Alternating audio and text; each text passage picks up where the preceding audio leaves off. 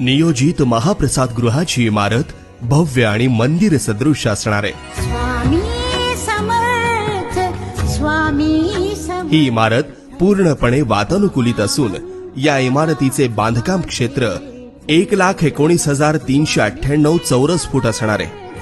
स्वामी इमारतीच्या टेरेसवर श्री स्वामी समर्थांची 51 फुटाची सुंदर रेखीव आणि भव्य मूर्ती सर्वांचे लक्ष वेधून घेईल।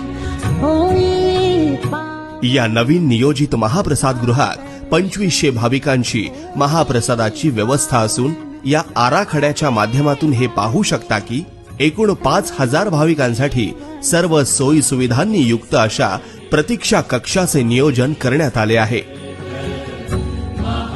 शिवाय या इमारतीच्या तळघरामध्ये धान्य भाजीपाला कोठार, चटणी व पिठाची गिरणी तसेच 1 तासामध्ये 800 चपात्या तयार करता येणाऱ्या 7 मशीन्स आणि भांडे धुण्यासाठी डिश वॉशर यांची देखील सोय आहे। संपूर्ण इमारतीमध्ये अग्निशामन यंत्रणा बसवण्यात येणार आहे।